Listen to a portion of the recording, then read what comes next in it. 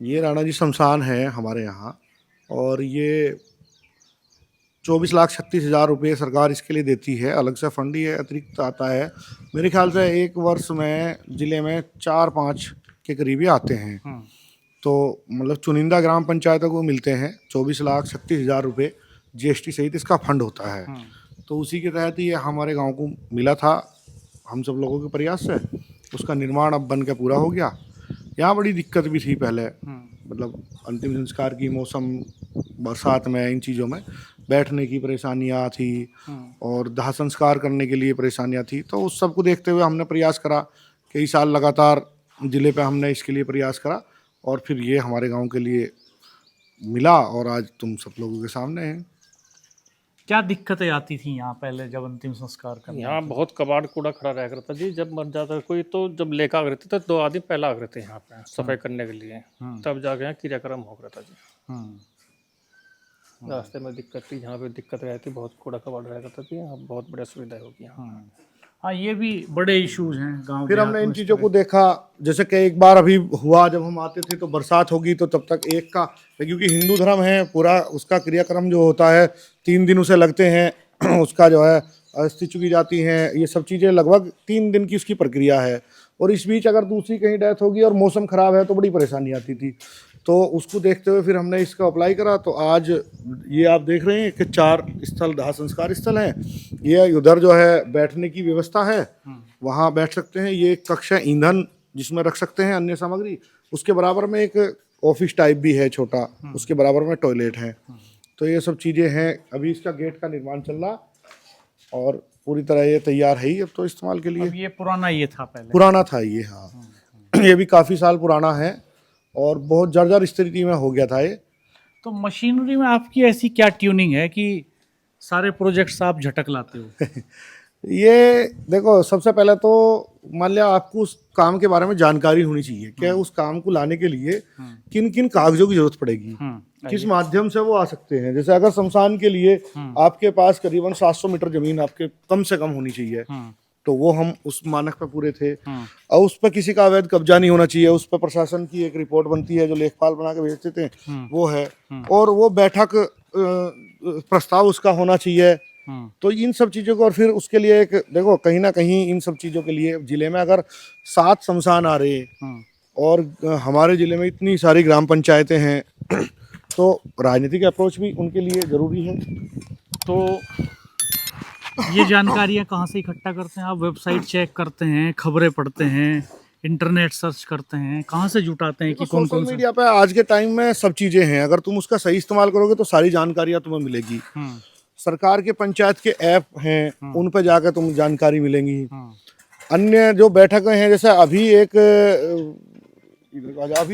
वो थी, बड़ी बैठक थी, मीटिंग थी, एक सेमिनार था। उसमें लगभग पूरे देश भर से 550 प्रधान पूरे देश भर से बुलाए गए थे। तो उसमें हमारी ग्राम पंचायत को भी अवसर मिला, हम भी वहां गए। तो हमने देखा कि वहाँ जो है जम्मू कश्मीर से लेकर कन्याकुमारी तक लगभग 550 प्रधान उस परेड में बुलाए गए थे। परेड के माध्यम से सब लोग मिले जुले आपस में। वहाँ देखा भाषाएं अलग थी, उनका पहनना ओढ़ना अलग था, उनका वेशभूषा अलग थी, बहुत सारी चीजें। फिर हम प्रधान लोगों का आपस में जो है चर्चाएं हुई, वहाँ समय मिला, कभी मिलो लोगों से। तो लगभग एक जिले से एक प्रधान का लगभग वहाँ निमंत्रण था। तो जो बेस्ट काम जिन्होंने कर रखे उन सब लोगों को बुलाया गया था। तो उनसे हमारी आपस में चर्चा हुई, तुमने क्या नया करा, तुमने वहाँ बहुत, हमसे भी बहुत अच्छे अच्छे प्रधान वहाँ मिले जो नई नई चीजें उन्होंने की, तो उनसे सीखा हमने।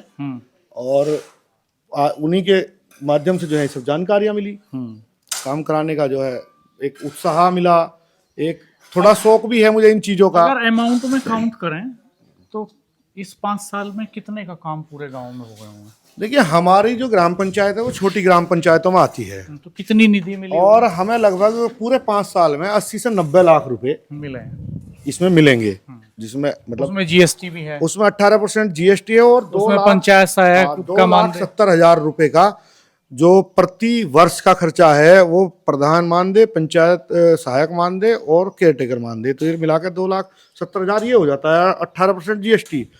तो मेरे हिसाब से लगभग जो मैंने इसका ऑल ओवर एवरेज निकाला तो करीबन 60 से 70 लाख रुपए उसका हमारे पास फंड बचता है, उसका भी, उसमें भी सरकार उसे 2 भागों में उसे डिवाइड कर दिया, टाइड और अनटाइड।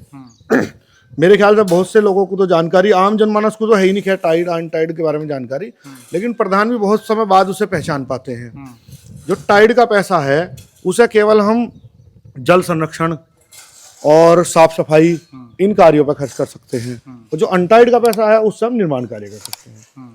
और जो ये कहता है प्रधान के, अभी प्रधान का अधिकार सबसे बड़ा है, जहां तक मैंने अनुभव करा, वो अपनी पंचायत निधि से गांव हित में, जनहित में वो सारे काम कर सकता है। वो गलत बात है कि वो ये नहीं कर सकता, वो सब काम कर सकता है, हर चीज संभव है। उसके अकाउंट में फंड होना चाहिए, उसकी कार्य करने की क्षमता होनी चाहिए। तो लगभग आप ये लगा लो कि हमारे यहाँ लगभग 60 लाख रुपए तुम उसका मान लो जो हमें मिला, और आप ऑन रिकॉर्ड मेरे यहाँ पता कर सकते हैं। मैं आपको बैठ के एक एक चीज नोट करा सकता हूँ। करीबन 15 से 16 करोड़ रुपए का काम हमने अपनी ग्राम पंचायत में करा दिया। तो ये आपने अटेरना गांव की कहानी आज देखी। पंचायत चुनाव आने वाले समय में होने हैं, सरगर्मियां शुरू हो चुकी हैं। उससे पहले हम कुछ गांवों की ग्राउंड रिपोर्ट्स कर रहे हैं, और हमारे चैनल्स पर आप हाल में कई गांवों की ग्राउंड रिपोर्ट्स, अलग अलग कलर्स हम गांव की लाइफ के दिखाते हैं। शेखपुरा एक गांव हमने आपको दिखाया खतौली के पास का, जहां प्रदूषण की एक कहानी थी अपनी। बागपत जिले का बुढ़पुर गांव हमने दिखाया, जहां प्रदूषण से करा रहा था जो गांव, जहां की कहानी अपने आप में बड़ी दर्दनाक थी। और एक ऐसा गांव आज हम आपको दिखा रहे हैं जहां काफ़ी सुखद स्थिति है, चूँकि वाटर लेवल बहुत अच्छा है, कोई एनवायरमेंटल पोल्यूशन नहीं है, कोई आसपास ऐसी फैक्ट्री नहीं है जो इस गांव को पोल्यूट कर रही हो राजेश भाई साहब। और डेवलपमेंट के काम भी काफ़ी हद तक, काफ़ी प्रोग्रेसिव वे में यहाँ पर चल रहे हैं। तो इसके पहले हमने नंगला गोसाई गांव आपको इसी तरह के मॉडल का दिखाया था। किरठल एक गांव, किरठल की कहानी भी हम पहले कवर कर चुके हैं। तो जी राजेश भाई साहब, आपका एक कंक्लूडिंग कमेंट मैं चाहूँगा इस पर। हाँ डॉक्टर साहब, जहाँ हम हैं हमें लगता है कि अगर एक्टिवनेस है और पढ़े लिखे हैं और जिन्हें समझ है तमाम योजनाओं की, वो बहुत बेहतर काम कर सकते हैं। आज जैसा हम लोगों ने जाना, यहाँ देखा कि यहाँ की सड़कें, पानी की टंकी, अभी हम शमशान घाट पे हैं, आपने तमाम यहाँ पे सब काम दिखाए। तो हमें लगता है कि जिसके मन में ये है कि हाँ मैं कुछ कर सकता हूँ, वो जागरूक है, एक्टिव है, तो बहुत कुछ कर सकता है। चूँकि सिर्फ इच्छा शक्ति की बात है बस। हाँ, दरअसल जो एक ये भी कहावत वो है, कोशिश की भाई पढ़े लिखे लोग चुने जाएं, न्यूनतम योग्यता प्रधानों के चुनाव की वो हाई स्कूल या इंटरमीडिएट निर्धारित की जाए। देश के कुछ हिस्सों में ऐसा प्रावधान है भी, ये बात उठती भी है बीच बीच में। तो अगर ये होता है तो ये एक बेहतर स्थिति होगी। हालांकि डेवलपमेंट को लेकर के कई तरह के पक्ष सामने आए यहाँ पर, लेकिन वो पंचायत स्तर पर उनका समाधान संभव नहीं है। उनका समाधान राजनीतिक स्तर पर, प्रशासनिक स्तर पर ही संभव है। एक बड़ी समस्या ये उभर के सामने आई कि इस गांव से ट्रांसपोर्टेशन की फैसिलिटी नहीं है। आसपास के कस्बों के लिए और शहरों के लिए कोई पब्लिक ट्रांसपोर्ट नहीं है, लोगों को अपने व्हीकल्स पर ही निर्भर रहना पड़ता है। ये एक इशू उभर के आया। दूसरा, अनएम्प्लॉयमेंट का एक इशू उभर करके आया, वो सरकारों के स्तर का सवाल है। अनएम्प्लॉयड यूथ है, और ख़ास बात यह है कि लोगों ने ये मान लिया है अब कि सरकारी नौकरी बहुत मिलनी नहीं है, तो वो अपने तरीके से एंटरप्रेन्योरशिप कर रहे हैं, छोटे मोटे काम धंधों में लगे हैं।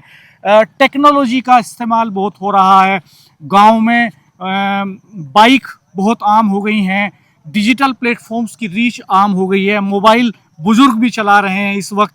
और गांव में एक 2 भाई ऐसे मिले हमें जिन्होंने डिजिटल बोर्ड लगाया, 1.5 लाख रुपए खर्च करके अपने घर में डिजिटली वो कोचिंग दे रहे हैं, यूट्यूब चैनल्स चला रहे हैं, गांव के बच्चों को पढ़ाते हैं। तो तब्दीलियां हैं।